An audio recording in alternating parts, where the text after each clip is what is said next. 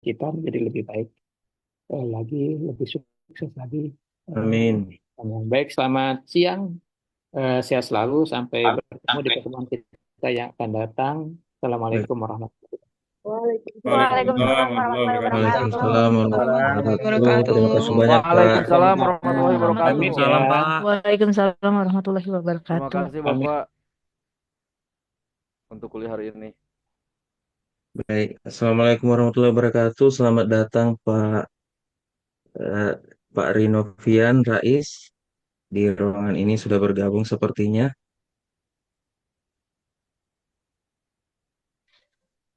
Apakah suara saya jelas? Oh, iya.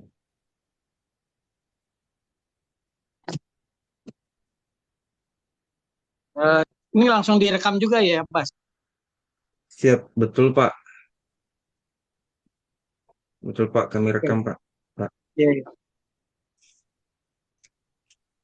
Jadi, Assalamualaikum warahmatullahi wabarakatuh.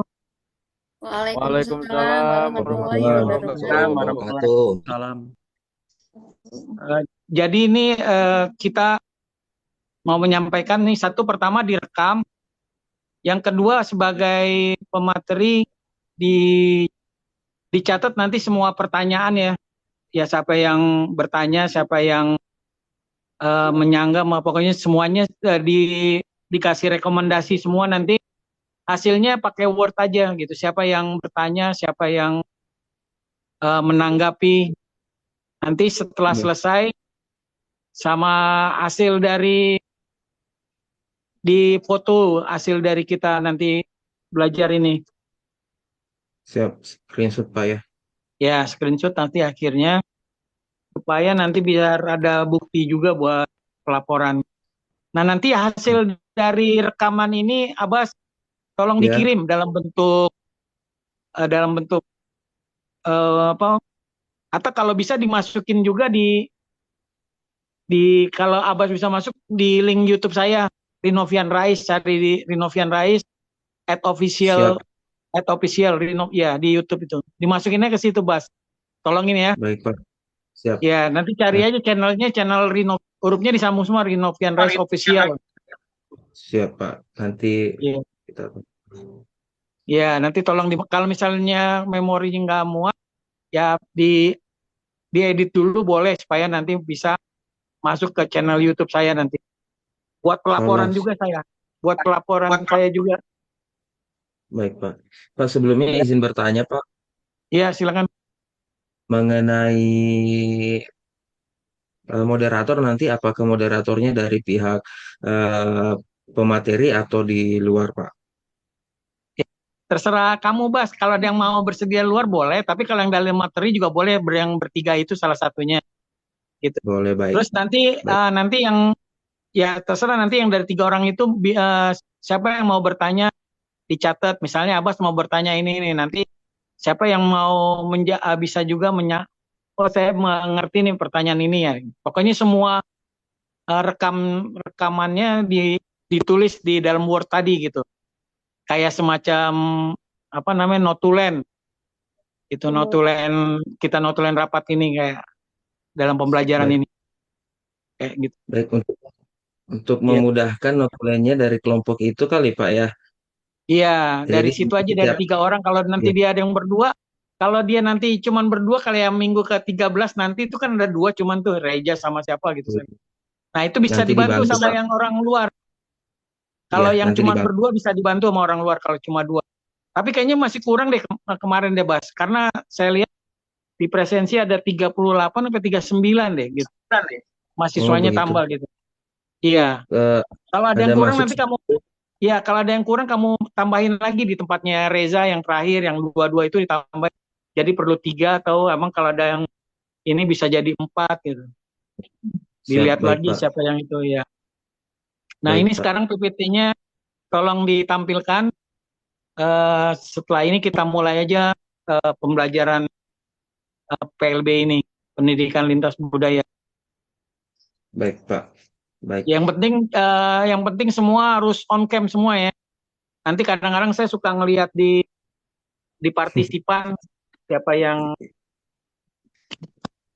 Siapa yang Siap. ini yang off cam nanti ketahuan juga gitu.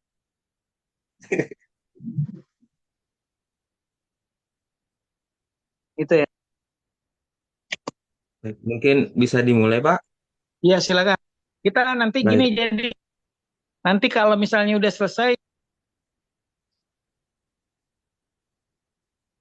nanti kalau sudah selesai ini saya akan mengulas terakhir ya. Jam setengah saya bisa masuk untuk memberikan penambahan materinya lagi gitu. Siapa yang kira-kira ini gitu. Itu dulu dari saya. Disilakan untuk Reno, Erik, dan Muhammad Adrian. Silakan. Baik, terima kasih. Untuk kelompok pemateri silakan dipersilakan.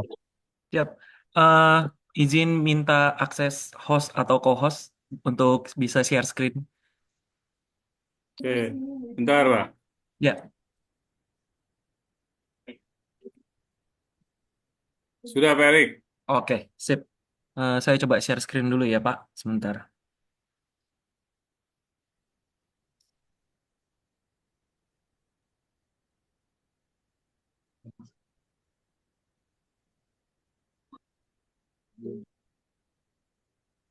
Apakah ada muncul? Udah muncul ini PPT-nya. PPT-nya udah muncul ya? Ya. Oke. Bagi yang tidak dibisukan boleh mic.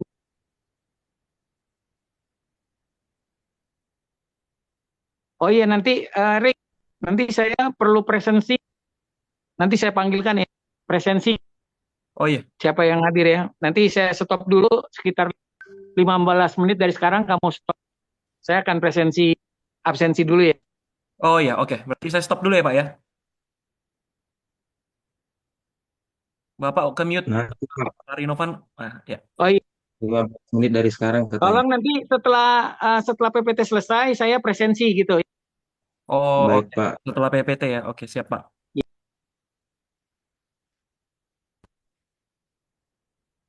Oke.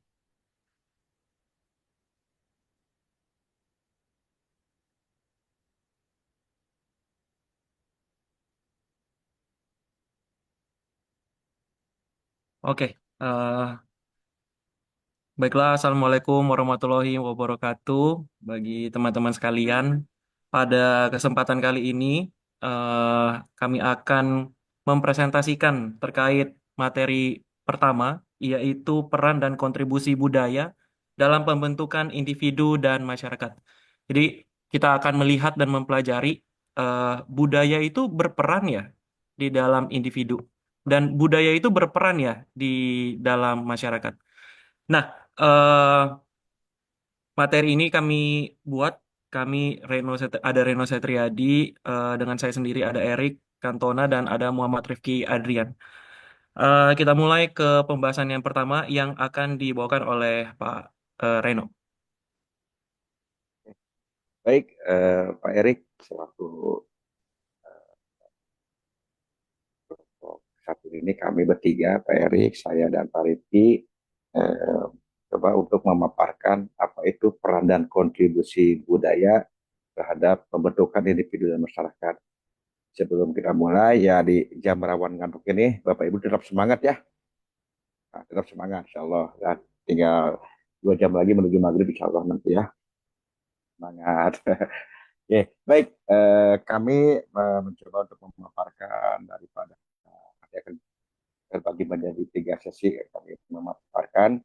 Pertama, saya akan secara umum dari pengertian budaya. Kami mengambil referensi daripada sebuah buku pengantar ilmu antropologi karya Kunchara-Ningrat 2009, di mana secara umum budaya itu keseluruhan sistem nilai, kepercayaan, kebiasaan, seni, bahasa, dan tradisi yang dikembangkan oleh suatu kelompok masyarakat dan diwariskan dari generasi ke generasi berikutnya. Secara spesifik, beliau menerapkan bahwa budaya itu merupakan keseluruhan gagasan dan karya manusia yang harus dipelajari dan dibagikan dalam kehidupan sosial. Nah, karena kita garis bawahi bahwa budaya ini merupakan hasil atau karya daripada pemikiran manusia. Next.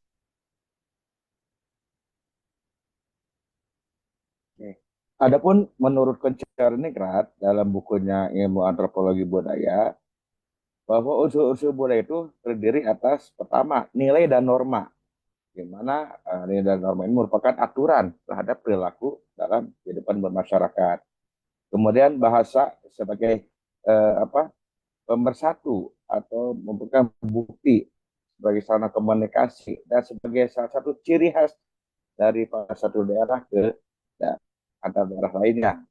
Kemudian ada juga unsur adat istiadat dan tradisi, yang diwariskan secara turun-menurun. Ada pula sistem kepercayaan dan agama, kemudian kesenian dan estetika, serta adalah teknologi dan ilmu pengetahuan. Next. Mengapa sih kita perlu memahami budaya? Ada beberapa alasan yang beliau sampaikan dalam bukunya itu. Pertama, dengan memahami budaya, itu akan membantu tiap individu mengenali jati diri dan akar sejarahnya. Dan akan memperkuat hubungan sosial dalam komunikasi dalam komunitas yang multikultural. Ketiga, untuk mengurangi konflik yang timbul akibat perbedaan budaya, serta sebagai landasan kebijakan sosial yang inklusif dan harmonis. Bagaimana kita tahu Indonesia merupakan negara yang multikultural, ya. Jadi ini adalah bukan untuk pemecah, bukan untuk alasan untuk perpecahan dan konflik, tapi satu alasan yang untuk mempererat persatuan dan kesatuan bangsa Indonesia. Baik. Nah, pertanyaan penting, bagaimana budaya membentuk individu? Nah, untuk pertanyaan ini akan dipaparkan oleh rekan kami, yaitu Bapak Rifki. Kepada Bapak Rifki kami persilahkan.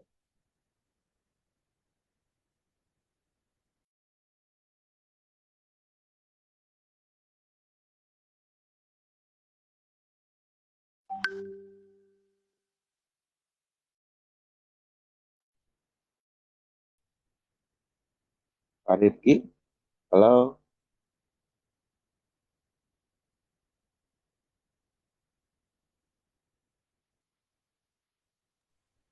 Oke, Assalamualaikum warahmatullahi wabarakatuh. Waalaikumsalam. Oke, perkenalkan nama saya Muhammad Rifki Andrian.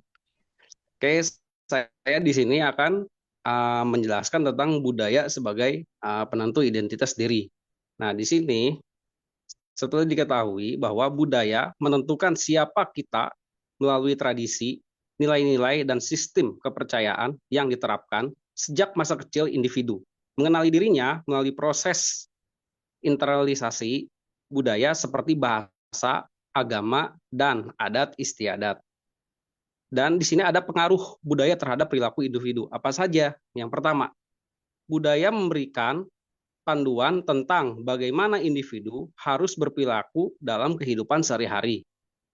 Yang kedua, contoh budaya sopan santun dalam berinteraksi dengan orang tua di Indonesia seperti mencium tangan atau menundukkan badan. Mungkin itu dari dulu ada yang namanya budaya mencium tangan sampai menundukkan badan, itu suatu etika atau adab ya. Kalau di sini next. Nah, di sini ada budaya pembentukan pola pikir. Di sini ada terbagi dua. Yang pertama, budaya mempengaruhi cara seorang berpikir, mengambil keputusan, serta menyelesaikan masalah. Yang kedua, misalnya budaya kolektivitisme di Asia yang mengutamakan kepentingan kelompok daripada individu. Terus ada budaya sebagai dasar penanaman nilai moral dan etika. Nah, setiap budaya memiliki nilai moral yang diajarkan dan generasi ke generasi untuk membangun karakter individu yang sesuai harapan masyarakat. Yang kedua, misalnya budaya jujur, disiplin, tanggung jawab, hormat kepada yang lebih tua, dan gotong royong di Indonesia. Dan ada pun contoh nyata dari kontribusi budaya terhadap individu. Budaya gotong royong di Indonesia menanamkan nilai solidaritas, kerjasama, dan saling tolong-menolong yang menjadi ciri khas individu di masyarakat. Yang kedua, tradisi merantau di suku Minangkabau, membentuk sikap mandiri, pekerja keras, adaptasi, dan gigih pada diri individu dan menghadapi kehidupan. Next. Oke, di sini ada lagi bagaimana budaya membentuk masyarakat. Dan ini akan disampaikan oleh Bapak Erik. Silakan Bapak Erik. Oke, bagaimana budaya membentuk masyarakat? Jadi budaya itu sebagai eh, pembentuk kohesi sosial ya, dan budaya menciptakan rasa kebersamaan, solidaritas, dan mempererat hubungan antar individu dalam masyarakat. Misalnya tradisi mudik itu sebagai wujud solidaritas bersosial dan kebersamaan dari keluarga. Jadi orang-orang kalau misalnya mudik kan biasanya balik ke tempatnya masing-masing dan dengan tujuan silaturahmi ya dengan keluarga. Dan juga budaya sebagai landasan norma dan hukum adat, di mana budaya ini menjadi dasar dari aturan-aturan norma. Kenapa? Karena kalau misalnya eh, dasar dari norma itu bukan budaya, maka orang yang tinggal di dalam tempat tersebut itu akan merasa asing, ya. Jadi memang budaya ini akan membentuk yang namanya norma sosial. Nah, hingga hukum adat yang berlaku di dalam suatu masyarakat. Contohnya adat istiadat dalam masyarakat Bali yang mengatur upacara keagamaan dan tata kehidupan sosial secara teratur. Oke, di sini juga kita bisa melihat bahwa selain daripada pembentuk sosial dan merupakan landasan norma dan hukum adat, itu budaya itu sebagai identitas kolektif ya. Jadi dia itu bisa memberikan warna bagi satu kelompok supaya bisa berbeda dari kelompok satu dengan kelompok yang lain. Nah, contohnya di sini adalah kebudayaan Batak, Jawa, Sunda, Dayak, dan Papua memiliki identitas yang unik sehingga memperkaya identitas nasional Indonesia secara keseluruhan. Di mana kita tahu bahwa Indonesia ini sangat banyak sekali budaya dan budaya-budaya tersebut yang membuat Indonesia ini sebenarnya kaya. Dan juga budaya dalam membangun harmoni dan perdamaian sosial, di mana budaya ini dia itu bisa menjadi sarana atau alat untuk menjaga keharmonisan, perdamaian, dan menyelesaikan konflik sosial secara damai melalui kearifan lokal. Dan contohnya bisa kita lihat di sini adalah itu musyawarah ya dan mufakat sebagai budaya lokal di Indonesia yang memperkuat demokrasi serta menciptakan stabilitas sosial. Nah, mungkin kalau di tempat-tempat lain yang pahamnya bukan paham demokratis itu lebih cenderung otoriter ya. Nah, di Indonesia ini sangat kental dengan budaya demokrasi, di mana kita cenderung jarang atau nggak enak untuk mengambil keputusan sendiri. Makanya kita tanya ke floor kira-kira siapa yang setuju dan mayoritas yang setuju itulah yang akan diambil sebagai nilai untuk eh, disetujui di dalam suatu komunitas sosial tersebut. Dan contoh nyata di dalam peran budaya dalam masyarakat ini adalah musyawarah dan mufakat itu tadi sudah dijelaskan dan ini mendorong demokrasi lokal yang partisipatif. Ini yang tadi saya jelaskan. Menjunjung tinggi kepentingan bersama dan menjaga kerukunan sosial dalam masyarakat. Dan juga saling menghormati antar umat beragama, di mana memperkuat toleransi, keberagaman, dan mencegah konflik sosial berbasis agama. Nah, ini penting karena interaksi budaya itu ada kontribusinya. Kontribusinya itu tentunya ada positif dan negatif ya, yang namanya kontribusi. Jadi pasti akan selalu mengefek ada dua efek, ada positif dan negatif. Tapi kali ini kita akan melihat kontribusi positif dan kira-kira untuk yang negatif ini kan merupakan tantangan yang harus diselesaikan. Nah, apa itu kontribusi positif budaya dalam kehidupan masyarakat? Yang pertama itu kita bisa lihat ternyata budaya tersebut itu bisa menjaga harmoni daripada suatu sosial yang ada. Di mana budaya itu menjadi sarana, menjadi jembatan ya, menjaga hubungan sosial yang harmonis melalui nilai toleransi dan saling menghormati. Dan yang kedua adalah melestarikan budaya, di mana budaya itu menjadi pelestari tradisi. Ya, jadi kalau ada tradisi dari suku ini, suku ini, suku ini, suku ini, budaya tersebut itu menjadi alat untuk pelestari tradisi, untuk mengingatkan kepada kita tentang sejarah daripada tradisi tersebut atau eh, ya histori ya daripada tradisi tersebut maupun warisan leluhur untuk generasi berikutnya. Kadang karena tidak diwariskan ke generasi selanjutnya, budaya tersebut hilang. Dan semenjak zaman semenjak perkembangan zaman, terlebih khususnya ketika masuk era globalisasi, saya melihat bahwa perlahan-lahan budaya dari kita itu terkikis tuh, terkikis. Karena globalisasi tersebut, belum lagi sekarang di zaman AI, di mana sangat masif sekali ya, di mana-mana semua AI, semua bisa dicari. Dulu kan kalau misalnya kita mau memiliki ilmu pengetahuan, bisa membaca buku. Dan buku itu sangat sulit dulu untuk didapatkan. Terus berkembang, berkembang, berkembang melalui seminar. Jadi kalau misalnya mau mengetahui sesuatu untuk mengelaborasi diri, itu biasanya mereka bisa ikut seminar-seminar.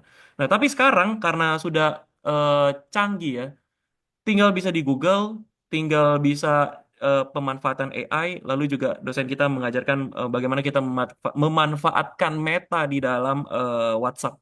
Jadi kalau misalnya budaya ini tidak di-keep, maka itu akan hilang kepada generasi-generasi seterusnya. Makanya eh, kita tetap harus memiliki kontribusi ya di dalam peran budaya ini di dalam kehidupan masyarakat. Salah satunya adalah untuk melestarikan warisan budaya. Yang ketiga adalah untuk menjadi basis pengembangan berbasis kearifan lokal, di mana budaya lokal dapat dimanfaatkan sebagai dasar pembangunan ekonomi dan sosial yang ramah lingkungan. Contoh ekowisata berbasis budaya lokal di berbagai daerah Indonesia. Indonesia memiliki banyak sekali budaya, banyak sekali suku, dan banyak sekali bahasa. Untuk itu, banyak turis-turis asing ataupun orang yang adventure ya, yang senang untuk mengeksplor negara-negara yang lain, itu untuk mengetahui, untuk mencari kira-kira eh, di negara ini tuh apa sih dia punya hal yang mengesankan, dan disinilah masuk budaya. Dan juga tadi ada positif dan negatifnya adalah tantangan dalam interaksi budaya, yaitu konflik antar budaya. Nah, budaya saking banyaknya, saking beragamnya budaya-budaya dan banyaknya budaya di Indonesia, maka tidak eh, pas pas adalah hal yang pasti itu mungkin suatu saat akan terbentur oleh konflik ya, untuk terbentur dari nilai-nilai dari budaya yang dipegang dan dapat memicu ketegangan hingga konflik sosial. Jadi ini seperti konflik antar etnis atau agama akibatnya ketidakpahaman terhadap perbedaan budaya. Jadi mungkin di dalam budaya yang sini menganggap bahwa hal yang dilakukan tersebut adalah hal yang wajar. Tapi di dalam satu kelompok yang lain menganggap apa yang mereka lakukan itu adalah hal yang mungkin tidak sopan bagi bagi dalam budaya mereka, sehingga mereka itu bisa terjadi konflik. Jadi seperti itu. Dan yang kedua adalah erosi dan hilangnya budaya lokal. Nah, ini yang tadi saya sudah terangkan juga, globalisasi dan modernisasi menyebabkan terancamnya eksistensi budaya lokal karena dominasi budaya asing, yang yaitu berdampak terhadap berkurangnya penggunaan bahasa daerah di kalangan generasi muda akibat globalisasi. Karena eh, pas globalisasi mengharuskan kita dan mewajibkan kita untuk bisa mengerti bahasa Inggris dan lain sebagainya ya. Saya juga nggak tahu apakah ke depannya bahasa Mandarin atau Chinese itu akan masuk ke era globalisasi kita ke tahap selanjutnya, karena saya lihat bahwa mulai bergeser antara negara-negara adik kuasa dari yang Amerika atau bagian yang Eropa ke arah China atau Asia. Dan yang mungkin ini yang ya terakhir sebelum poin-poin penting, strategi di dalam mengatasi budaya, mengatasi tantangan interaksi budaya, yaitu adalah pendidikan. Nah, kita di sini pendidikan merupakan suatu hal yang sebagai jalan keluar ya, di mana edukasi itu untuk menghormati nilai budaya ataupun toleransi daripada teman-teman kita atau budaya-budaya lain, itu merupakan satu jalan keluar untuk multikularisme dari budaya tersebut. Yang kedua adalah dialog antar budaya, di mana membangun komunikasi terbuka antar budaya untuk meminimalisir kesalahpahaman dan prasangka sosial. Jadi artinya satu budaya harus mengerti nih dengan budaya yang lain, dan itu harus diciptakan dialog. Dan yang ketiga adalah penguatan kebijakan pelestarian budaya. Membuat kebijakan pemerintah yang mendukung pelestarian dan pengembangan budaya lokal melalui pendidikan, media, dan komunitas lokal. Poin penting apa yang bisa kita ambil di dalam presentasi ini, yaitu Satu, budaya itu sebagai pilar utama nih di dalam kehidupan individu maupun sosial. Ya, jadi individu itu pasti ada nilai budaya di setiap individu. Dan sosial. Sosial itu artinya kan sudah berkelompok ya, dan lain sebagainya. Budaya berperan penting di dalam membentuk identitas, pola pikir, karakter, serta perilaku. Dan budaya juga mempererat hubungan sosial dan memperkuat identitas kolektif dari masyarakat. Jadi perlu diingat bahwa budaya merupakan suatu pilar utama nih, artinya penting. Jadi kalau tanpa budaya, maka mungkin kehidupan daripada kita itu bisa terombang-ambing dan lain sebagainya. Dan kita tidak tahu apa diri kita itu siapa, identitas kita itu siapa. Dan yang kedua adalah kontribusi nyata budaya dalam masyarakat, di mana menjaga keharmonisan, solidaritas sosial, dan perdamaian. Dan juga bisa menjadi norma sosial, hukum adat, dan pembangunan berbasis kearifan lokal. Dan yang ketiga, poin penting yang bisa kita pelajari di sini adalah tantangan budaya yang harus diwaspadai. Nah, tantangan tersebut terkait konflik antara perbedaan budaya serta ancaman hilangnya budaya lokal karena pengaruh globalisasi. Dan yang kedua adalah pentingnya peran pendidikan multikulturalisme dan dialog antar budaya untuk mengatasi tantangan tersebut. Kesimpulan, memahami dan melestarikan budaya adalah upaya memahami hakikat manusia. Jadi kalau kita paham budaya, kita paham manusia itu. Artinya kita paham hakikat daripada orang tersebut. Atau kita paham hakikat daripada kelompok tersebut. Dan menjaga kelangsungan peradaban. Mungkin itu saja dari kelompok kami. Untuk waktu yang sisa ini, saya buka sesi untuk kelompok atau teman-teman yang ingin bertanya. Boleh Pak, izin bertanya? Ya, mohon maaf, ini saya harus ini ya Pak, untuk rekap pertanyaannya ya, saya ketik ya, atau bisa saya lihat videonya nanti ya? Gimana enaknya teknisnya ya? Sementara catat aja dulu nanti dilaporin Pak. Karena kan kalau Iya, ya. sekarang ribet. Halo, Assalamualaikum. Catat dulu ya, berarti saya catat dulu Ya, ya. dicatat dulu atau kalau ada temennya yang pakai Word aja diketik tuh di Word. Oh iya, baik Pak, nanti berarti Ya, saya sambil ketik deh Pak, kalau gitu. ya ada temennya salah satu siapa tadi yang disuruh atau yang mau berpartisipasi bantu juga boleh gitu. Nanti buat ketahuan siapa yang bertanya, siapa yang mau menambahkan atau menyanggap punya materi punya Pak Erik CS atau siapapun juga. Nanti bisa dikirim ke saya ke WA biar dia tahu semua. Boleh Pak. Keaktifan kita belajar mengajar. Terus yang kedua, kalau bisa namanya nama asli di sebelah kiri. Kayak saya Rinopian Rais. Nggak usah pakai NPM juga nggak apa-apa. Yang penting nama panjang Rinopian Rais yang gitu. Jangan ditambahin nama pendek gitu. Oke. Ya, di tempat ini biar saya tahu gitu pas saya ngelihat nama asli. Kadang-kadang di dalam ini suka nama anak atau nama panggilan atau nama siapa gitu. Oke. Yang penting nama asli kayak saya nih Pak Rinovian gitu, nggak usah ini lagi gitu. Saya presensi dulu ya, setelah presensi dilanjut dengan tanya jawab, ada yang mau nambah, nyangga atau apapun juga. Siap. Dipersilakan ya. Siap Pak. Nomor 1, Fiska Frianti. Hadir Pak. Oke.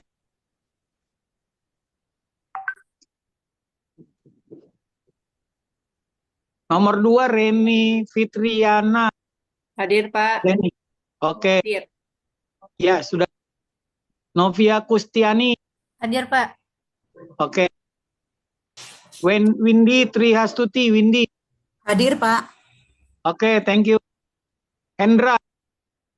Hadir Pak, hadir Pak. Oke, ya sudah.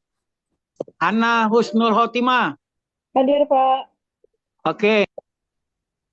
Asriyati. Hadir Pak.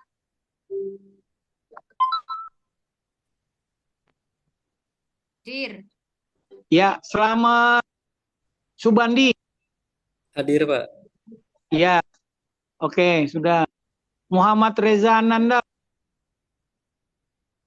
Muhammad Reza Ananda nggak hadir ya? Ini Abad. Muhammad Reza Ananda. Ada Pak, tadi ke toilet kali Pak, maaf. Ada Pak. Serius? Serius Pak, puasa nggak boleh bohong Pak. Iya, kalau bohong kamu yang dosa. Enggak, makanya kan tadi saya sudah bilang tadi setelah nyampe PPT saya akan presensi, Pak. makanya harus di standby. Muhammad Reja yang ini ya penyaji Nah, bukan? Bukan. Muhammad Reza Ananda SPD ada nih Pak nih di Mana? partisipan Pak nih. Oh, ada di Cuman partisipan. ada Pak. Ini jangan sampai terulang lagi kayak gini ya pas presensi keluar Siap. atau nanti pas saya lihat di partisipan ininya dimatiin off cam. Takutnya kayak gitu. Baik, Ini saya nggak akan dulu ya, Muhammad Reja Ananda ya. baik Iya, Pak. Pak. Iya, enggak, makanya itu partisipan dimatiin nggak kameranya? Gimana Pak? Partisipan dimatiin? Dimatiin kameranya. Muhammad Reza Ananda tuh di off cam. Muhammad Reza Ananda. Apa? Ini Pak ada orangnya itu Pak, lagi ngomong Pak orangnya. Oh itu Nah, ada on itu. cam, Mana? Pak. Ya. Muhammad Reza Ananda. Muhammad Reza Ananda. Ya, Pak. Kamu dari mana? Saya tadi Pak, keluar mulu disabilitas ini. Jangan keluar-keluar Reza. Kalau disuruh nanti setelah PPT dipanggil gini, nanti kamu kalau misalnya nggak di presensi, ujung Pak saya hadir Pak. Saya nggak mau begitu. Ya, pokoknya saya dipanggil tuh harus hadir Pak. Gitu. Kalau misalnya kayak tadi kamu nggak ada, saya tinggalin, terus tiba-tiba nanti, Pak kan saya ada Pak. Ya saya panggil-panggilin nggak ada, saya bilang gitu nanti. Ya Reza ya. Semua yang lain juga gitu. Oke ya. Ya. Baik Pak. Aat Mauludin. Aat ada nggak? Pak hadir. Hadir Ya, Pak hadir. Ya.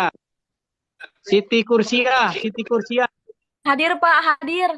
Saya hadir Oke. Pak. Ya, Siti Kursia hadir. Indria Ramayanti. Indria. Siti Kursia hadir. Indria nggak hadir ya? Indria Ramayanti. Indria.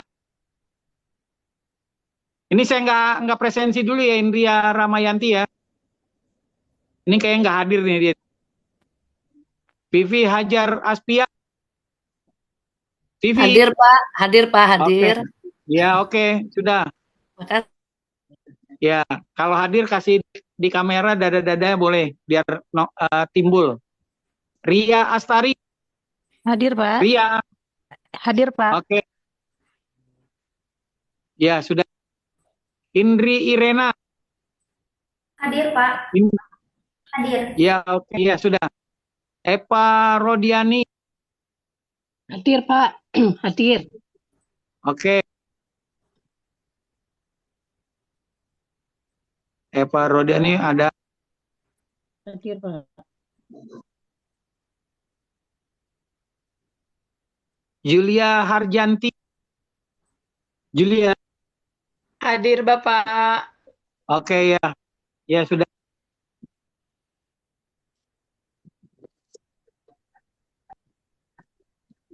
Muhammad Rifki Andrian. Hadir Bapak, hadir. Ya oke. Hadir Bapak. Sudah.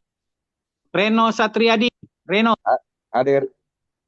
Ya oke. Erik Cantona. Erik. Hadir Pak, saya. Ya. Ya. Ya dengar ya. Iya Pak. Tadi ke mute. Oke. Ya. Ya. Laksana Asliansa. Laksana. Ini nggak hadir juga kali ya? Ada Abad. Pak, ada orangnya tadi. Mana dia? Laksana. Nih Pak, nih orangnya ta. Aduh, kamu kemana? Dipanggil nggak ada. Hah? Oke, sudah laksana. Neng Siti Laila Sari, Neng, Neng. Hadir, Pak. Oke ya, oke. Ya. Sudah. Nur Istiqomah, Nur. Hadir, Pak. Hadir. Oke, sudah. Nur, sudah Nur. Ya, sudah. Lia Apriani. Hadir, Bapak. Hadir. Lia Apriani, mana Lia? Itu pakai Hadir, nomor apa Pak. tuh? Saya pakai HP, Pak. Oh, iya namanya ini diganti tuh. Nur Istiqomah juga tuh tadi pakai angka-angka itu apa nih? Oh ya, Belum baik, Pak. muncul ya. Ganti Baik, Pak. nama Nur.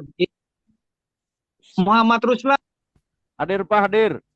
Hadir. Ya, sudah. Ya, terima kasih, Pak. Rizky Erliandi, Rizky Erliandi. Hadir, Pak. Oke. Sevilia Lesti, Sevi. Hadir, Pak. Tangannya mana enggak? Nah, itu ya oke. Sudah keluar. Ya, sudah timbul.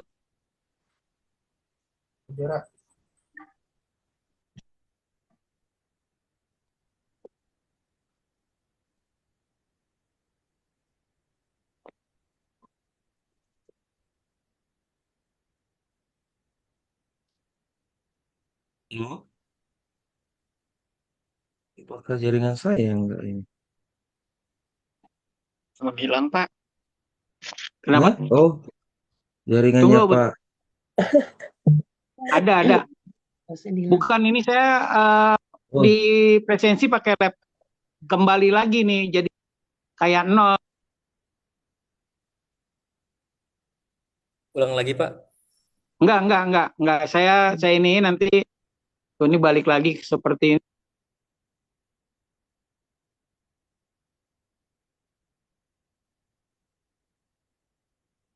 Bentar ya, bentar. Ya, Pak. Atau Bejo, apa ya, Bas? Yang tidak hadir siapa, Bas? Biar saya ini aja biar cepet. Karena ini kembali lagi jadi nol. nggak ada Pak, Bisa cuma tahu nggak, Bas? yang satu doang tadi Pak, itu yang siapa lagi lupa. Irina, siapa ya? Irina ya? Itu aja yang nggak hadir. Ya Pak, itu aja Pak. Semuanya hadir Pak. Bu Indri Irena, Pak, udah masuk tuh, ada tuh. Tadi dipanggil. Hah? Bu Indri Irena. Windy Triastuti ada tadi. Bu Indri tadi sempat Indria Ramayanti. Oh, Indri Irena datang sekarang. ada Pak tuh, ada tuh. Tadi Jadi berdiri hadir semua. kerudung. Halo, Bas. Ya Pak. Hadir Masuk semua berarti ya. hadir semua Pak. Ya, hadir semua Pak. Alhamdulillah. Mana orangnya? Oke, dilanjut.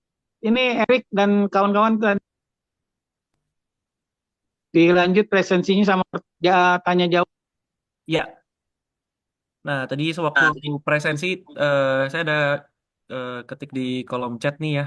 Untuk pertanyaannya mungkin bisa bantu untuk dituliskan dulu di kolom chat.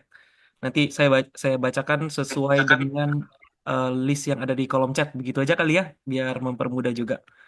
Oke, untuk yang pertama, Ibu Vivi Hajar Asfia. Pertanyaannya, dalam kehidupan bermasyarakat, pastinya kita akan bertemu dengan berbagai latar belakang budaya dan salah satu dampak negatifnya adalah terjadinya konflik budaya. Pertanyaannya, bagaimana cara menyelesaikan konflik budaya yang terjadi dan cara menghindari konflik antar budaya? Oke, jadi mungkin boleh ditanggapi oleh rekan saya. Siapa yang ingin menanggapi, disilahkan.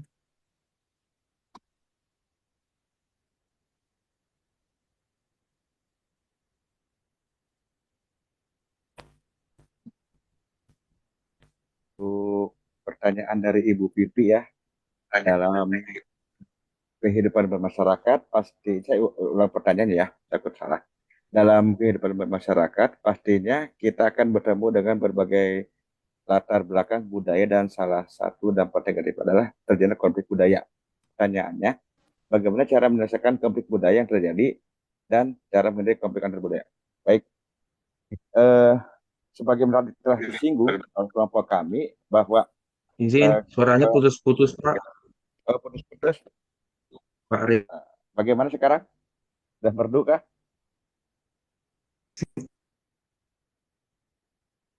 Halo? Sudah Dengar, Pak. Ya, jelas sama. Oke, aman, aman. merdu, Pak. Ya, siap. Merdu itu merusak dunia ya. Siap dikit. Ya. Oke, baik. Tadi seperti kelompok kami singgung, bahwasannya secara real Indonesia merupakan satu negara dengan etnis dan budaya yang beraneka ragam, yang multikultural ya. Nah, berangkat dari situ, jikalau pemahaman kita dalam menyikapi perbedaan budaya latar belakang dan sejarah Indonesia sebagai alat pemersatu, insya Allah segala konflik dan perselisihan akan dapat kita hindari. Namun belakangan memang tidak menurut kemungkinan atau dikenyataan tidak kemungkinan bahwa dalam keseharian terjadi gesekan-gesekan, terjadi singgungan-singgungan yang mungkin saja bisa dilatar belakangi oleh asal budaya atau perbedaan budaya tersebut. Nah, cara yang bisa kita tahu kita laksanakan, mungkin pemahaman saya dan kelompok kami adalah dengan cara memberikan pemahaman kepada untuk dari level terendah kita dan dari keluarga kita sendiri, kemudian dari lingkungan masyarakat terdekat, dan kita kalau kebanyakan kita sebagai berprofesi sebagai guru, kita melakukan kepada peserta didik kita bahwa eh, makna daripada sila ketiga persatuan Indonesia itu harus kita tanamkan. Jiwa nasionalisme itu harus kita tingkatkan dengan dengan cara toleransi, saling menghargai, tidak untuk saling secara chauvinis memandang budaya kita, asal kita unggul daripada asal atau budaya daerah lain. Intinya kita harus duduk sama untuk membicarakan perbedaan ini, dan bisa juga diadakan suatu festival budaya dalam satu kegiatan di Kota Budaya ini akan mempererat budaya yang bisa mungkin untuk meminimalisir terjadinya konflik. Itu saja mungkin yang bisa saya sampaikan. Dari rekan saya mungkin ada tambahan lain.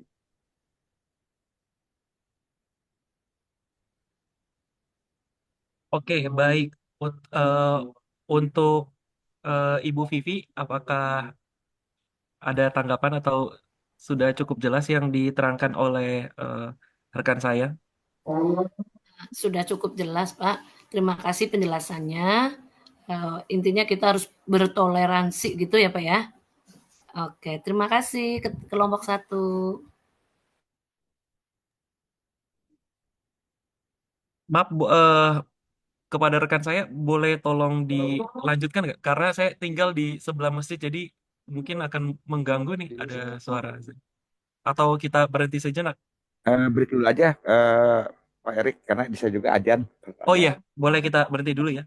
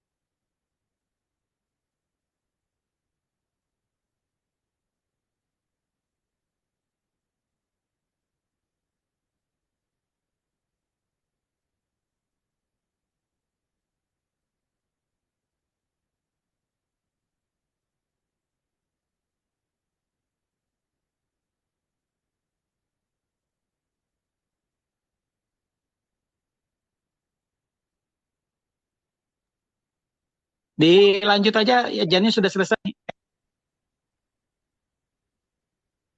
Dilanjutkan. Ya, Pak Erik, silakan bisa dilanjut. Kita. Nah, sambil nunggu Pak Erik kembali mengudara, barusan dari pertanyaan Bu Pipi tadi kita bukti nyata ya, langsung dibuktikan contohnya sikap toleransi.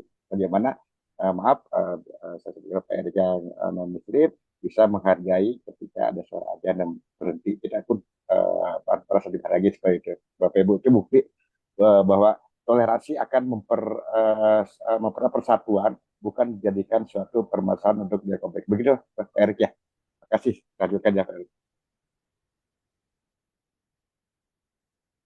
Oke, iya, saya baru selesai di tempat saya, baru stop azannya. Oke, terima kasih Pak. Tadi di apa namanya dijawab oleh Pak Reno ya. Jadi diadakan festival budaya dan diadakan dialog supaya antar budaya itu saling mengerti. Jadi tidak terjadi konflik, intinya seperti itu. Oke, pertanyaan yang kedua oleh Ibu Eva Rodiani. Apakah pendidikan lintas budaya sejak dini efektif dalam meminimalisir bullying di SD? Nah, ini menarik nih. Apakah pendidikan lintas budaya sejak dini efektif dalam meminimalisir bullying di SD?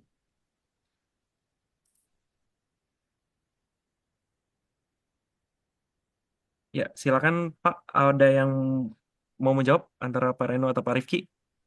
Pak Rifki?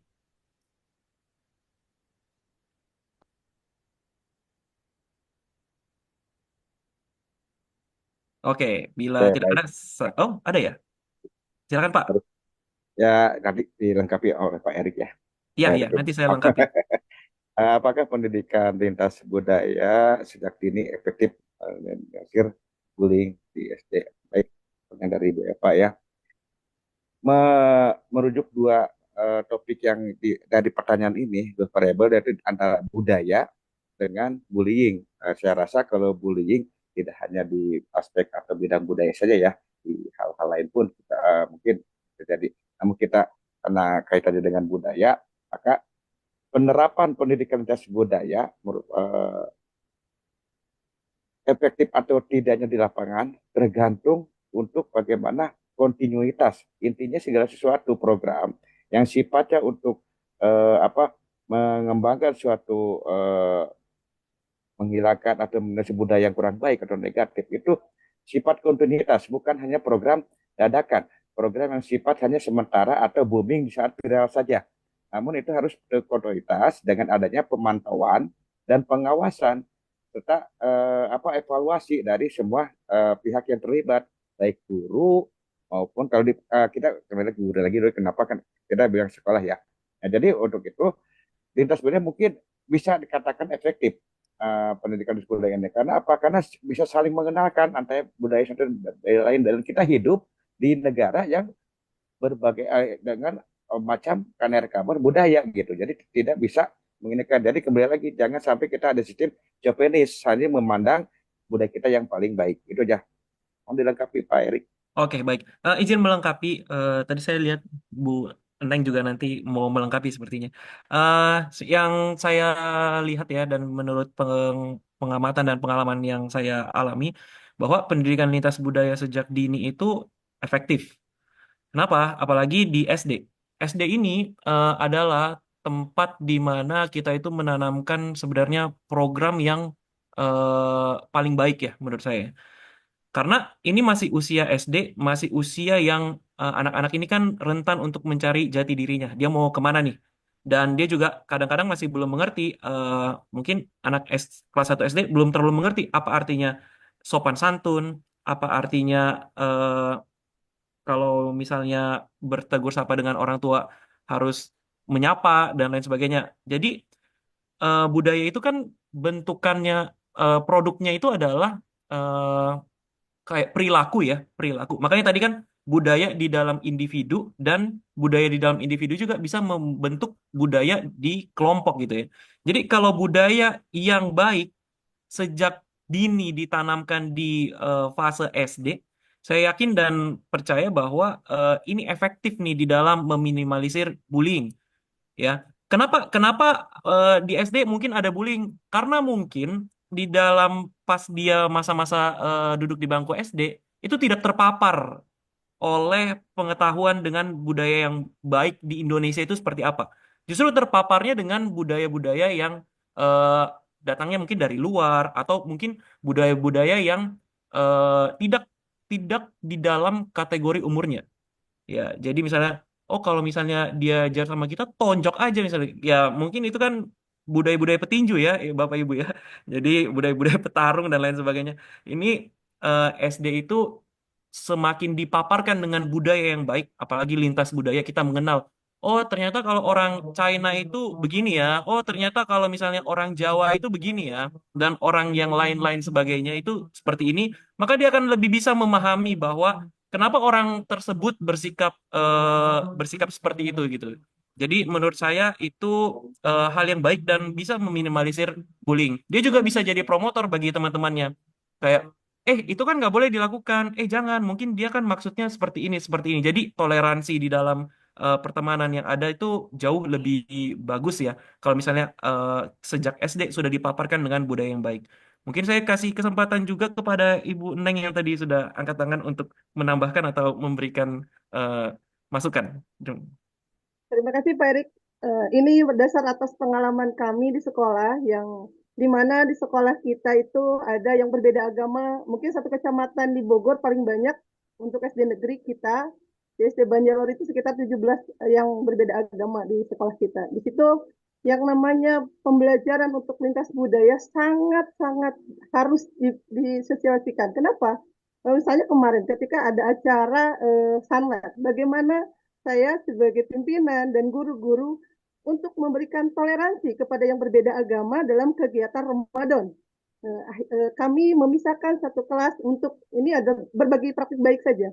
Kami memisahkan anak-anak yang berbeda agama untuk melakukan tetap mereka beribadah, karena kebetulan kami memiliki satu guru yang non-Islam juga, yang akhirnya kami bersama-sama melakukan kegiatan. Orang Muslim melakukan kegiatan salat dan orang Kristen melakukan pembacaan Alkitab dan berdoa. Nah, jadi untuk apalagi di sekolah dasar, menurut saya sangat sangat penting untuk anak-anak diterapkan bagaimana mereka harus menghargai, bertoleransi, bersikap bahwa kita berada di negara yang multilateral, banyak negara yang memiliki banyak budaya. Jadi dari awal mereka harus belajar saling menghargai, saling menghormati, bertoleransi dalam hal agama, budaya. Begitu juga ketika saya asli bukan asli orang Bogor, saya asli dari orang Garut. Tapi ketika saya datang ke Bogor, melihat orang China, menurut saya itu dulu tidak ada. Tapi sekarang, ketika di Bogor saya melihat orang Cina, mereka melakukan ibadahnya seperti ini. Kita mengikuti, menghargai supaya keadaan kita di lingkungan kita secara kondusif. Begitu juga dengan anak-anak SD yang mungkin secara penerapan kognitif, pengetahuan, refleksi dengan teman-teman, mereka lebih harus ditegakkan dasarnya supaya nanti setelah dewasa mereka sudah terbiasa. Mungkin itu tambahannya, Pak. Terima kasih. Terima kasih Bu Neng telah melengkapi jawaban dari pertanyaan tersebut. Kita masuk ke pertanyaan berikutnya. Tiba-tiba banyak sekali pertanyaan yang muncul. Bentar ya, saya Alhamdulillah lihat. kelompok kita banyak pertanyaan Pak Erik nih. Iya, seru nih Pak. Saya masuk ya. Makasih juga pada Ibu Bu Neng, pimpinan saya nih. Mantap.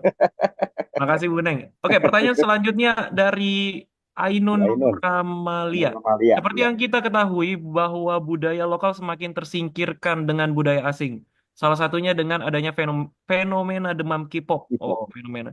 Di mana banyak remaja yang bahkan orang dewasa yang begitu fanatik dengan K-pop dibandingkan dengan budaya Indonesia. Lantas bagaimana upaya yang dapat dilakukan oleh pemerintah maupun masyarakat sekitar untuk mengembalikan eksistensi dari budaya lokal tersebut? Ya, gimana rekan-rekan saya? Sebelum saya menjawab nih. Oke, saya coba sedikit ya, Pak Erik. Siap. Silakan Pak Rifki.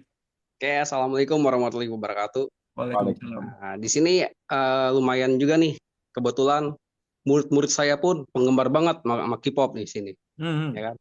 Nah, jadi di sini harusnya di sini pertanyaan adalah bagaimana upaya yang dapat dilakukan pemerintah maupun masyarakat sekitar untuk mengembalikan eksistensi budaya lokal tersebut.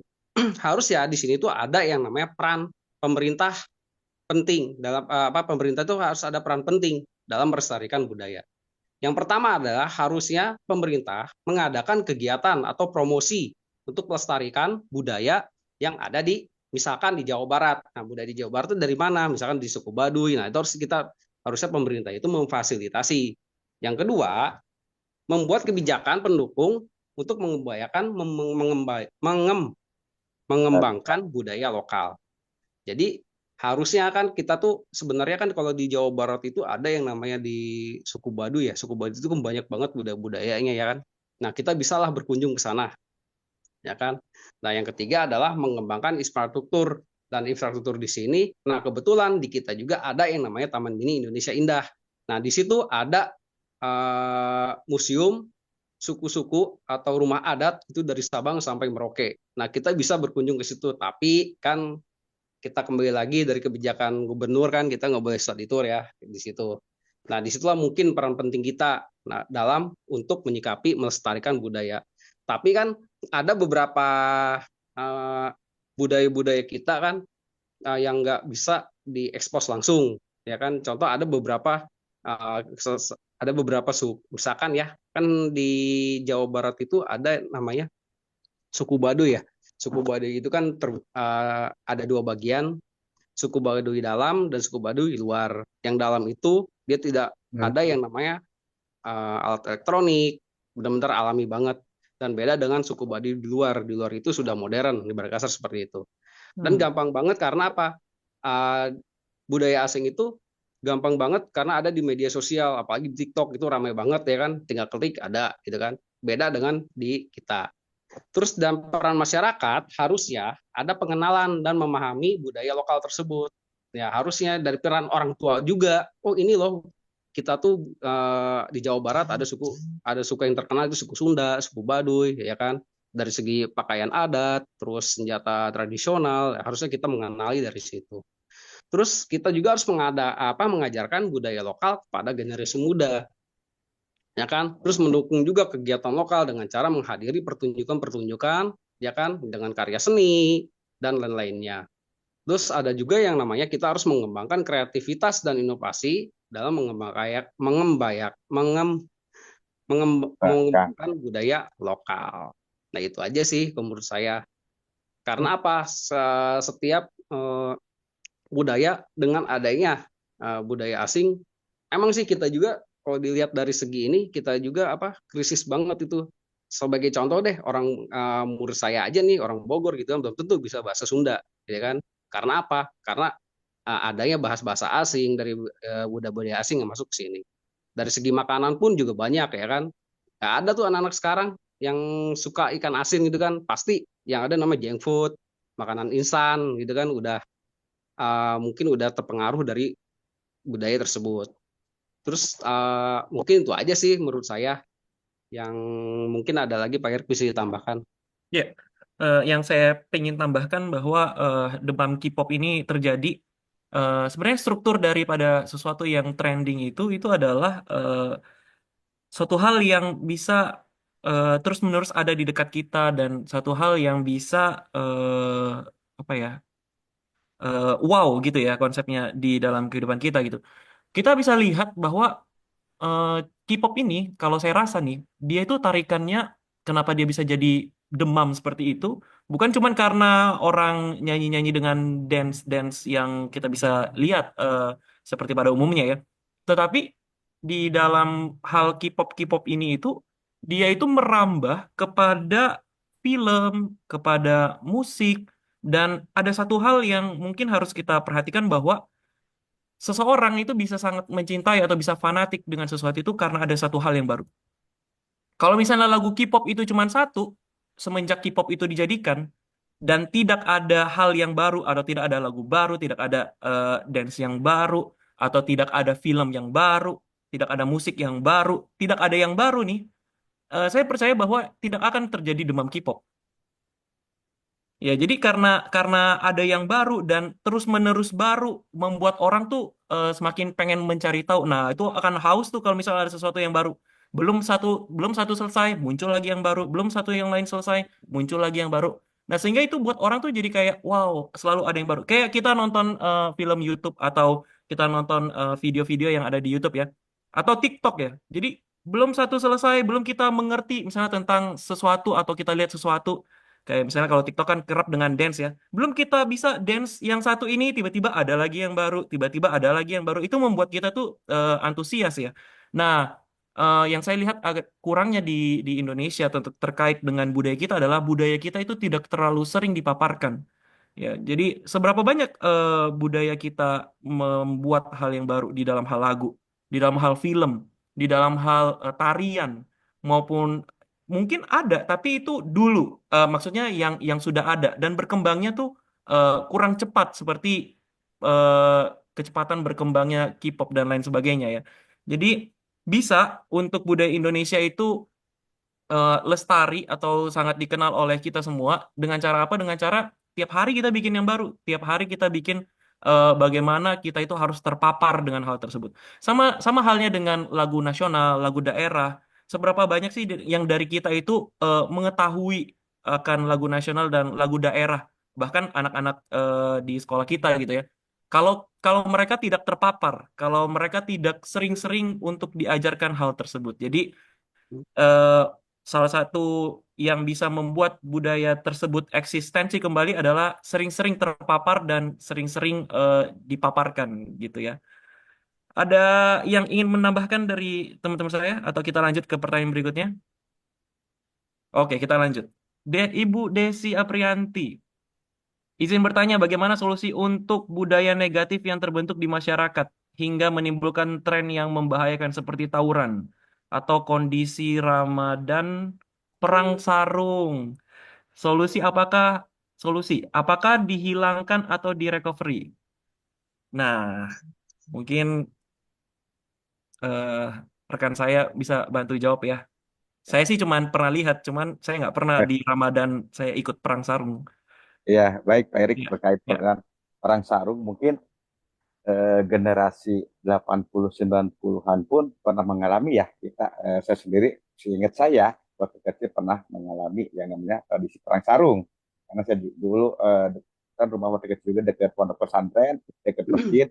Pengajian, jadi kalau mau musim Ramadan tuh kita anak-anak tuh sore hari sampai ke malam ke tarawih sampai pulang tarawih, bahkan habis sahur pun kami tradisi perang sarung. Namun dewasa ini tradisi perang sarung ini sudah sangat memprihatinkan karena bukan lagi budaya untuk kita saling mempererat tali silaturahmi, budaya permainan antar anak-anak anak-anak di eh, rumah untuk saling mengikatkan pertemanan, persahabatan, bukan lebih ke arah membahayakan fisik.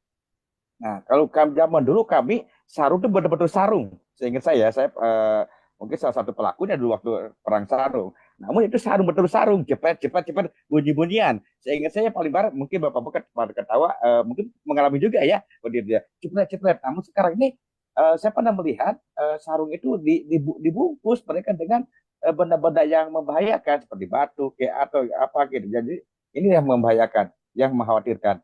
Nah, eh ini sebetulnya salah satu budaya positif di masyarakat. Namun dengan perkembangan, dengan pemikiran yang semakin kesini semakin sangat mengkhawatirkan, perlu kiranya peran daripada orang tua di rumah memberikan pemahaman, tokoh masyarakat, tokoh agama.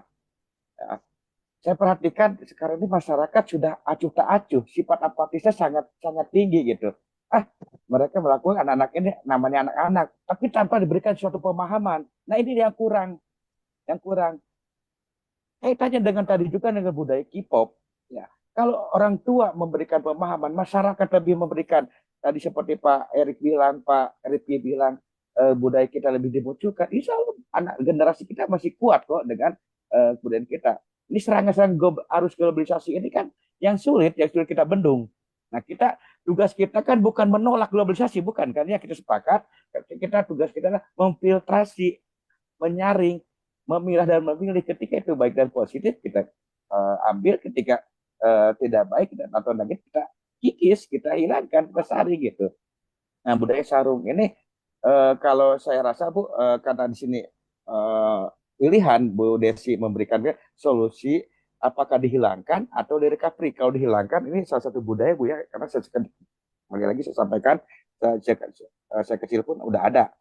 Lebih kalau saya sendiri pendapat pribadi saya direkapri ini dengan cara ya kita lihat ya jangan sampai ini suatu fenomena jalanan. Sekarang yang tawuran sedikit demi sedikit sudah diadakan suatu arena seperti arena baku hantam. Mungkin pernah kita lihat ya arena tinju itu ya yang di jalanan jadi one by one itu ya yang ini apa yang lebih diarahkan ke hal positifnya. Olahraganya dapat, budayanya juga iya. Itu saya mungkin pendapat saya Pak Erik dan Ibu Desi ya. Oke, baik. Ibu Desi, saya rasa yang tadi dipaparkan sudah bisa menjawab ya Bu ya? Sudah Kurang lebih cukup. seperti itu ya. Terima kasih, Pak. Oke Bu. Kita lanjut. Ibu Hana Husnul Khotimah. Apa rekomendasi yang diberikan oleh kelompok untuk meningkatkan ketertarikan remaja dengan budaya lokal dalam pendidikan di Indonesia? Yang harus dilakukan yang tadi seperti saya ceritakan, harus ada pembaharuan dan harus dipaparkan secara terus-menerus ya, baik di dalam bentuk lagu. Nah, yang sampai sekarang mungkin masih ngetren itu adalah budaya, nggak tahu ini koplo ini termasuk budaya nggak ya? Koplo, dangdut, dan lain sebagainya. Saya lihat kemarin itu di Jakarta di Monas ada konser NDX ya, yang lalu ya. NDX ada datang terus ada ini.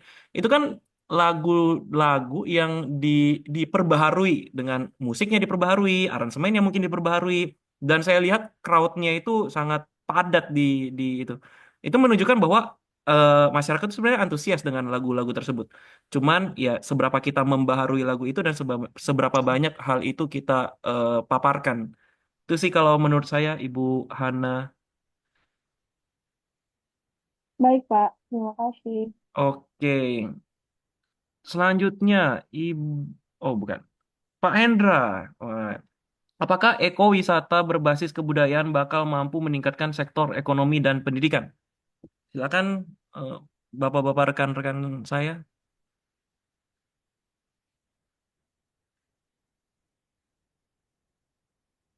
Apakah ekowisata berbasis kebudayaan bakal mampu meningkatkan sektor ekonomi dan pendidikan?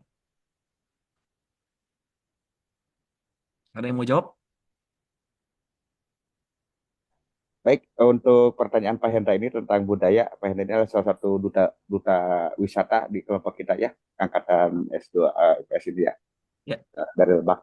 Baik, saya rasa untuk meningkatkan perekonomian dan tingkat pendidikan, ya, di mana dengan adanya ekowisata, ini salah satunya kan dengan ekowisata ya dapat meningkatkan suatu sarana-sarana yang baru yang bukan dari lapangan membuka lapangan pekerjaan ya seperti menumbuhkan juga UMKM masyarakat setempat.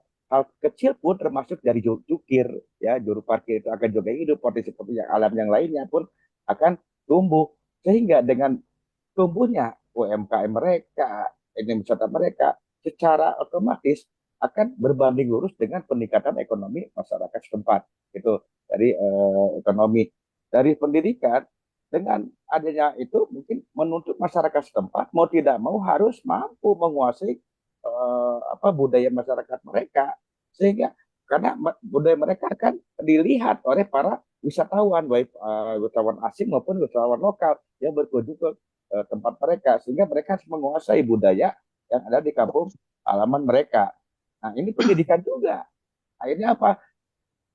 Muatan lokal di daerah tersebut mungkin di sekolah-sekolah daerah tersebut mungkin akan menerapkan kearifan lokalnya sehingga dikembangkan untuk diperkenalkan untuk dijual secara ekonomi secara wisata ke masyarakat luar sehingga menarik wisatawan baik lokal maupun wisatawan asing gitu ya itu banyak lagi mungkin dari segi pengetahuan pendidikan lingkungannya pendidikan budayanya pertukaran pengetahuan pun terjadi di sini dari mana ya akan terjadi antara budaya asing, orang asing itu orang wisatawan membawa budaya dari luar, mereka akan membawa juga budaya yang mereka kunjungi itu, sehingga akan terjadi pertukaran pengetahuan dan tentunya juga peningkatan keterampilan. Contoh, semakin suatu daerah itu didatangi oleh wisatawan asing, minimal secara survei 40-60% masyarakat setempatnya mampu berbahasa asing tersebut, terutama bahasa Inggris gitu ya. Jadi sudah terbiasa mereka walaupun secara personalnya tapi intinya mereka paham dalam hal keseharian menggunakan bahasa asing. Dalam segi pendidikan seperti itu. Itu saja, Pak Erik. Iya, saya sangat setuju sekali ya. Intinya harus dibuat budaya itu semenarik mungkin ya. Dan kita punya ekowisata itu pasti akan meningkat. Iya, banyak akan kedatangan turis asing. Eh, Terus juga kalau misalnya, aduh saya tadi lupa mau menambahkan apa. Tadi saya kepikiran sesuatu cuman lupa. Nanti kalau saya ingat saya kasih tahu lagi deh. Oke, kita lanjut dulu ya ke pertanyaan berikutnya. Bagaimana budaya dapat mempromosikan inklusi dan mengurangi diskriminasi? Pak Mula Rahman. Bagaimana budaya dapat mempromosikan inklusi dan mengurangi diskriminasi? Pak Rifki?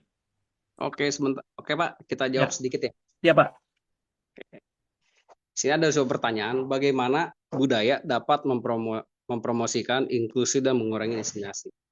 Yang pertama, harusnya kita harus adanya yang namanya kesadaran dan pemahaman. Dan kesadaran pemahaman ini yang tergantung dalam mengedukasi tentang keberagaman. Dan isinya tersebut adalah mengedukasi masyarakat tentang keragaman budaya, agama, dan etnis.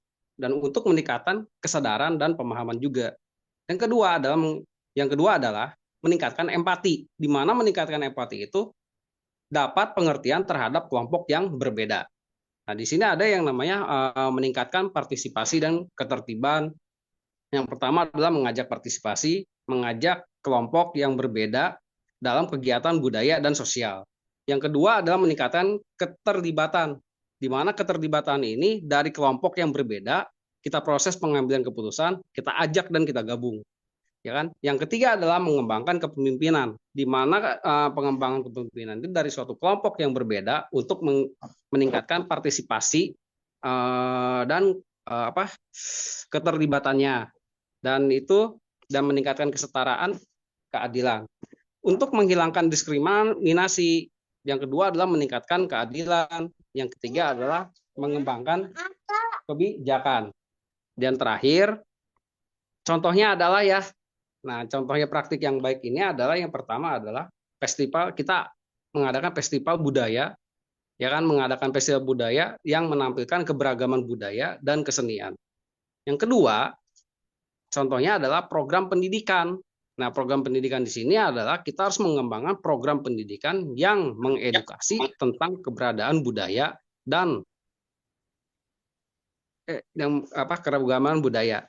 Terus yang ketiga adalah kegiatan komunitas.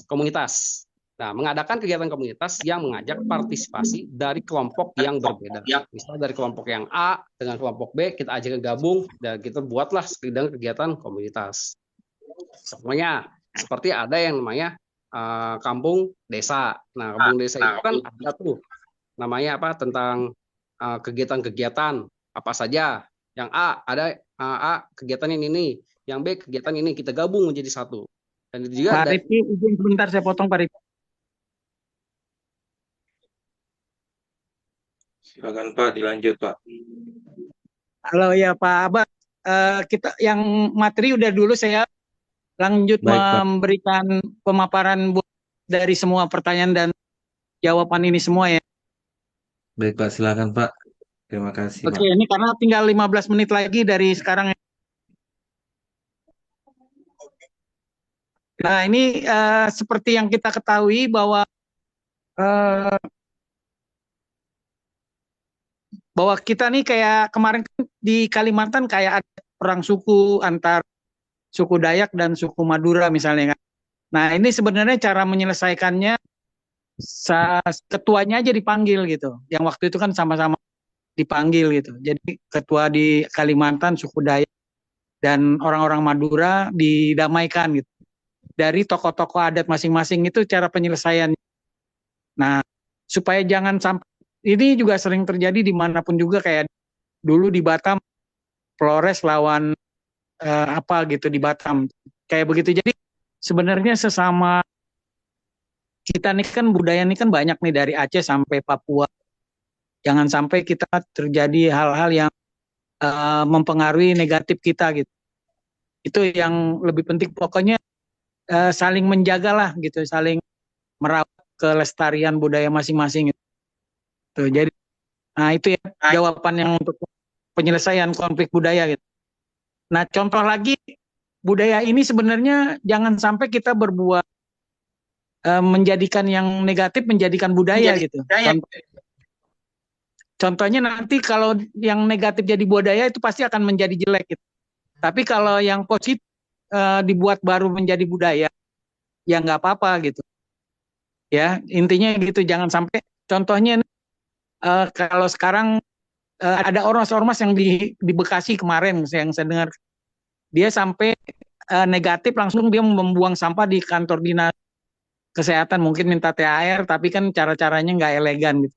Itu nanti kalau misalnya didiamkan kayak begitu, nanti tiap tahun ormas-ormas itu akan begitu gitu, ya kan? Itu jadi kebiasaan gitu, jadi budaya nanti. Tiap tahun dia minta mau siapapun juga, jadi premanisme jatuhnya.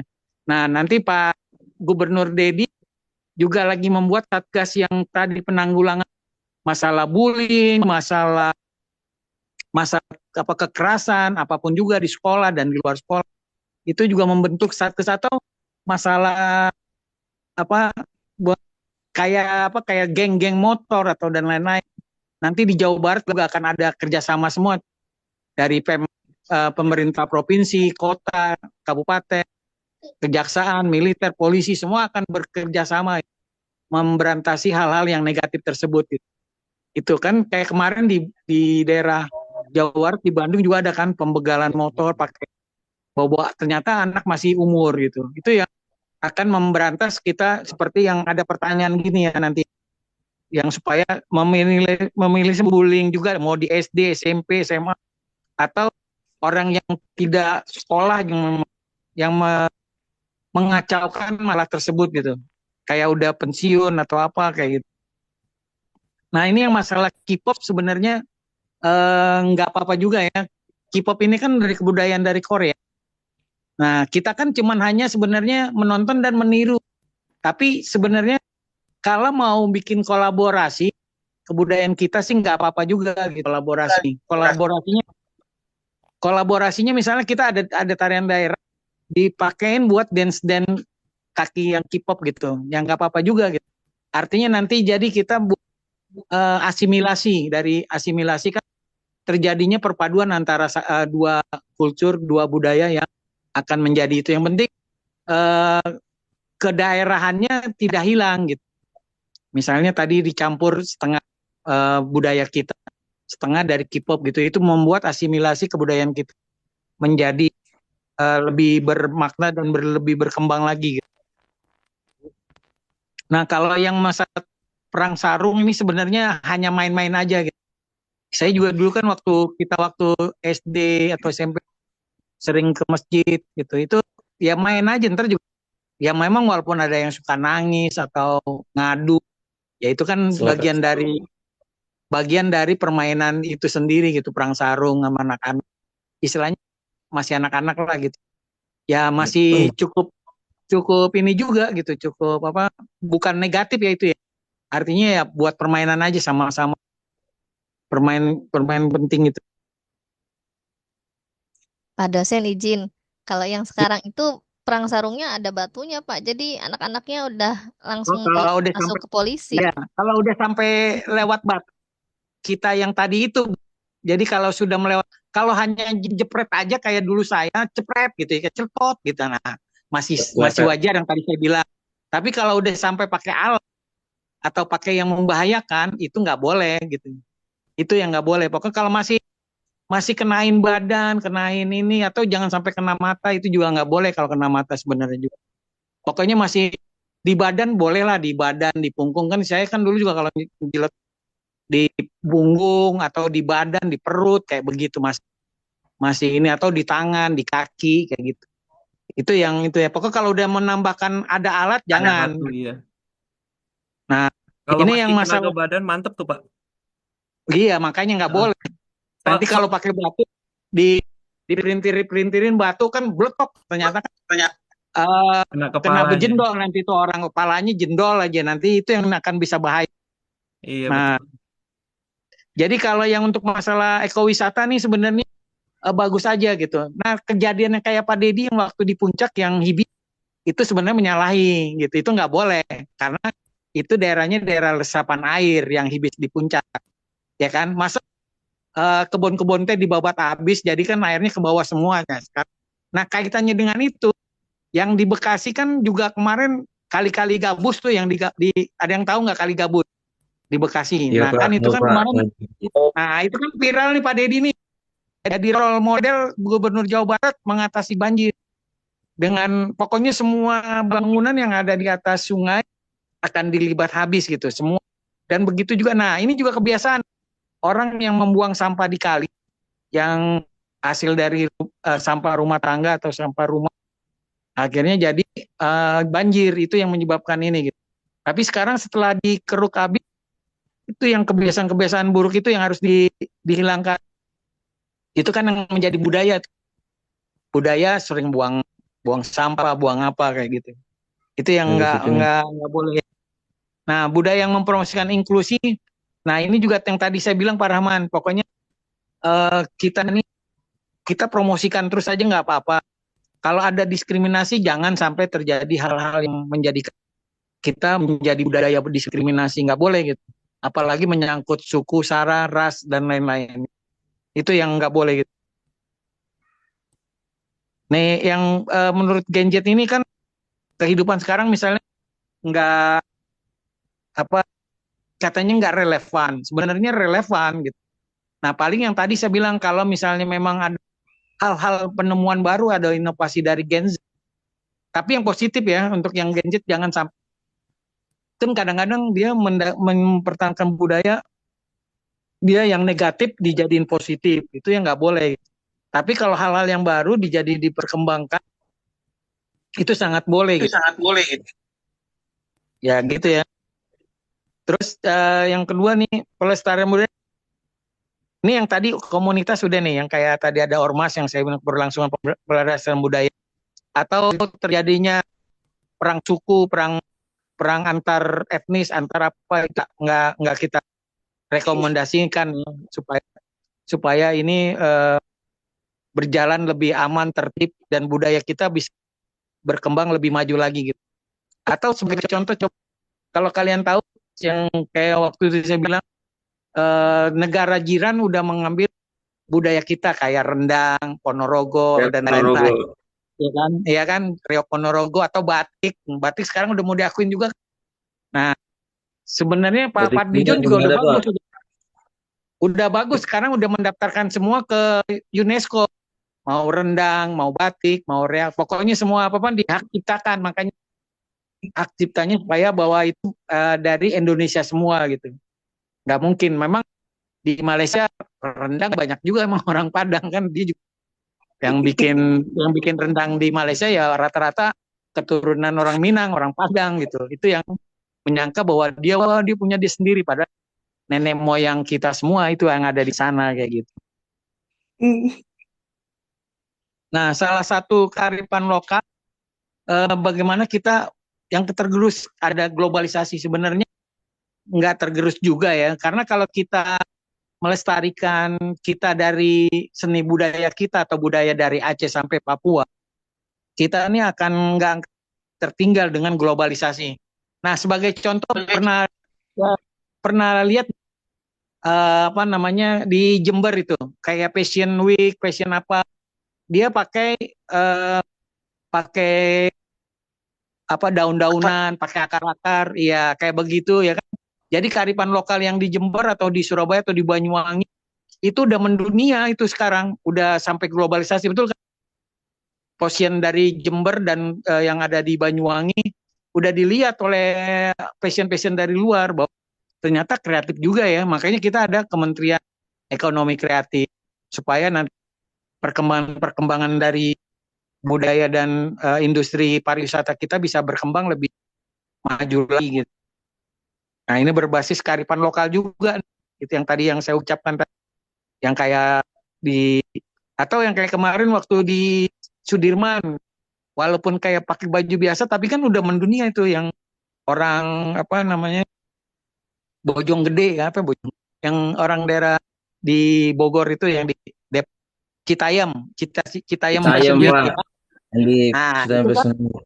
pakai bajunya baju biasa aja kaos, tapi kan akhirnya di situ kan tempat pusat orang turis pada datang ke Sudirman di dekat stasiun Sudirman, udah sampai dia diberitakan keluar gitu. Padahal bajunya baju biasa sama kayak orang Korea juga gitu, pakai baju kaos, pakai jeans compang-camping atau apa udah ini juga gitu. Itu yang positif yang buat anak-anak Gen Z kayak begitu, yang positif gitu. Tapi kalau hal-hal yang Gen Z-nya negatif jangan diikutin gitu. Itu yang Baik, Pak. yang saya ingatkan gitu ya. Pak, mengingatkan Ya, Pak, waktunya sisa 2 menit lagi. tinggal 2 menit Zoom-nya lagi. langsung putus, Pak. Ya, takut langsung putus, Pak. Makasih. Saya putus-putus. Halo, suara saya putus-putus. Bapak. Enggak, Pak. Aman, Pak. Aman, Mengingatkan jernih, Pak. aja Jernih. sisa Oke. 2 menit lagi. Nah, ini Takutnya Zoom-nya ya langsung tinggal 2 hilang. menit lagi. Ya, ntar pas 59 ditutup aja ya sama pemateri ya. Atau Siap, pas Pak. di 16 boleh ya. Siap. Nih bagaimana yang penggunaan gadget nih? Nah, gadget juga sama. Jadi anak-anak kayak di sekolahan yang ada di sekolahan Bapak Ibu semua, ya memang kita perlu gadget semua bangunan ini. Tapi sebenarnya di Jepang sendiri sekarang malah udah pada ninggalin gadget nih, yang anak SD, SMP. Dia udah kembali lagi ke alam gitu, kayak sekolah alam. Jadi dia ada di tengah-tengah lapangan, gurunya juga memberikan edukasi gitu. Tapi kalau kita memang masih memerlukan gadget ini, karena gadget ini kan kita sama juga menggenggam dunia dengan gadget ini, ya kan? Karena dengan